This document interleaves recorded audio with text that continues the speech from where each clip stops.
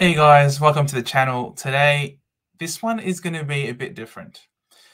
There's no intro, there's nothing extravagant, there's no epic dance music, because I'm not here today to come in and be basically preaching slash presenting something to you. This is a different one. This is one where I am actually calling out to all you beautiful people and asking you for your input. Now, I've put up my team review already, my team reveal, and I've mentioned in there that there are a few players that I'm not 100% sure of. And I'm sure that's the case for a lot of you as well. You've subscribed to this channel, you watch this, you watch and subscribe to a bunch of other channels as well, looking to get as much information as you can from people who are in the know. Now, something that I can be guaranteed though is no one has all of the answers. No one knows everything. People are bound to make mistakes, and no one's going to have the perfect team. So what you do is you collect data as much as you can from a whole bunch of sources to sort of try and minimize your risk, to come in with as much as an informed decision as you possibly can. It's no different for us. Now, I'm not going to come here. We don't pretend to have all of the answers, because we know we don't. And we're very open to having this discussion and dialogue with you guys, because we're all human at the end of the day, and we're all limited in our own ways. So for me, I've already admitted that I've got some places that I'm not sure about, but I am sure, though, in the collective genius that is the human race. I think that there is something that whenever there's a challenge or any situation that we're in, I think with dialogue, with discussion, we can work just about anything out. And so this is me calling out all you guys. I'm unsure about Yo. I thought he was the biggest lock, but I don't know if I want him in the backline or not. It's bizarre. I just feel like I can have so much more stability in my team if I was to have another premium like a Dawson, for example, in that slot. Now, for me to do that, I'd have to make some changes to the list, obviously. The money just doesn't match up. It could be Wits going down to a Darcy. Darcy has shown that he's absolutely been killing it this year. I don't know. I think there are times after the games that I had Darcy instead of Wits in that spot there. But I know that I was doing my research, and I know that Wits is going to be someone who's going to be the primary ruck. He's not going to have a Jackson eating into his time, and he's very durable and he looks fit. But is it worth it? Do you think that it's worth it? Should I be paying up extra for Wits, or should I be able to save money and go down to a guy like Darcy? Do you think starting Laird is really important to do so? I love this guy. If there's gonna, as you guys know, if there's gonna be a big primo mid that you're gonna plug there in the M1, either him or Laird or Neil, him or Clary or Neil, I think it's Laird. I think Laird is the best option in terms of reliability, consistency, in scoring. So, but is it worth it? Do I have a 700k player plugged here? Or do you think there's value to be had if I was to drop him down? Like, because Bont and Green are both locks in my mind, and Laird would be too. But is it possible for me to have better value in terms of my overall team structure if I was to drop a Laird down to someone like a Kelly, for example? Someone, yes, he's been historically a burn man, and we raised him in the interview with JP. He's also on JP's never again list. But the never again list, that's something superstitious, right? Or do you really think that there are people like Kelly who are just simply cursed and won't end up being good picks? I'd love for your input. Do you think it's worth it? I'm open to being convinced. We would not be putting out this video if that wasn't the case. We're not here trying to quiz you guys. I'm genuinely trying to get your input, because I think it's really valuable having you guys have this say. I don't think there's enough content out there where there's this sort of engagement with the fans. We definitely want to have this engagement. And I've said this numerous times, no one has all of the answers. No one has. This only helps both of us. I think this communication this relationship that we have is a two-way street. And we love having your engagement in our content, in our videos. This is an SOS to you guys.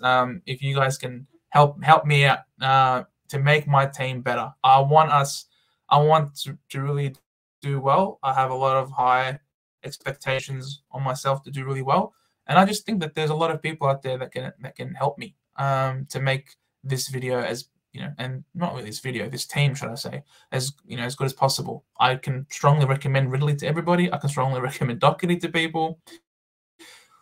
Could a Yo come down to a Crozier, someone who was performing really well in that preseason game, off really low time on ground? It could be a Crozier. I could save money there. Is a guy like Finn Callahan a worthy slot there instead of a guy like Setterfield? Is Setterfield going to have that role in order to get more CBAs where he can get his points? Is Callahan someone who's playing on a wing? Can he score well? Can he make 150K? Yes, of course, he's cheaper, which means he has to score less to make that money. But I think it's still important to make sure that you have really good points on board. If I have him instead of a guy like Setterfield, if Setterfield can go 110 if he has the role, Setterfield can go 110. And if he is able to flourish in that role, if he's able to maintain that, he could end up being a keeper. I know it's a far-fetched. I am not expecting this from him. All right, don't get me wrong. But it's possible. He's capable of doing that. Nasiah Wanganeen-Milera, taking kick-ins, playing half-back as a distributor role. We've spoken to our good friend. We have some good friends who are in the know in a lot of different places. And it really looks like Ross Lyon likes Nasiah playing at half-back. And he's going to share the kick-ins with a Sinclair. He's going to get a lot of ball back there. I don't think St Kilda are going to be challenging anyone. So the ball's going to be in the back line quite a bit. And if he can have more kick-ins, and this guy, he just needs 20 kicks a game, and he can go 95 to 100, which is an amazing thing to have in your team to keep it afloat. Hopper he's also going to be in that range. He's going to be a primary on the ball player. I don't want players that are going to give me below 90. I want players who are going to score me 90 plus, especially if I'm paying up for the mid-pricer. Am I really underselling a guy like Worpel? He seems to be a lock in a lot of people's teams, but for me, I'm looking at this guy, 30 disposals in a pracky game to just crack the ton, and you can tell from that game that Collingwood weren't really defending hard. There's no way you're going to tell me that a team like Collingwood is literally only one goal better than Hawthorn. You can't tell me that's the case. It was clear as day that the Pies weren't going all out. And when they wanted to do well, when they wanted to flick the switch, they did. And they were miles better than Hawthorn. I can't see Worpel being a consistent 90-plus scorer. It's just what I see personally. Someone that was also, I'm questioning. Errol Goulden is a big question mark, but can he get that extra 10% of CBAs? Obviously, time will have to tell. But is he worth it? To get to him, we had to kick out Cogs, right? We had to kick out Canelio. Is that downgrade worth it for improving the team? I personally I'm comfortable with that decision so far at the moment. That's not really one that I'm most concerned about. My biggest concerns really have got to be Yo and this slot here. I think Ashcroft and McKenzie are both locks. You have to have him. I'm really sold on Nasiah. Hopper, I'm also quite sold on. These three guys, it really comes down to a question of the most money I can free up is if I was to move off Laird. Should I move off Laird? What do you guys think? Please let me know in the comment section down below. Do I move off Laird? As much as I love this guy, and I love him more than the next Joe, all right? I love this guy. But you don't just simply base your whole team, I don't think, personally speaking. I don't think you base your whole team just on this player that I like. If I can downgrade him down to another premium, maybe it's a steal. Maybe a steal is a steal at that price for 604,000. I could free up 100K. and bump up a Ridley. But I like Ridley. I can bump up a Yo. But who would I bump up Yo to? That's not enough money, 100K. But maybe if I was to drop Wits down to Darcy, that could end up 140K. 140K, that will put me at 470. I could afford a Richards, but do I want to do that? No, I don't. So help me out, guys. I know this is really unusual, but I trust you. I trust in our collective efforts in order to get things to work.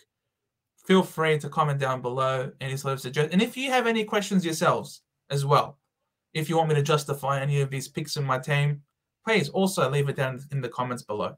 We want to interact with you guys as much as possible, okay? So like, share, and subscribe. This is probably not one that you want to share. This is probably one where I'm a bit more vulnerable and opening up to on my indecisions in relation to these specific picks. But I think a lot of us are in the same boat. I think there are so many mid prices and there are a lot of traps. You got to pick the right ones. It's really easy to make a mistake and have to scramble. So we're all in it together, and I really appreciate your time, guys. If you haven't had the chance to join our group yet, please do so. There's a jersey on the line. We'll stay tuned and see you in the next video, guys. Thank you so much for your time again. I really appreciate it.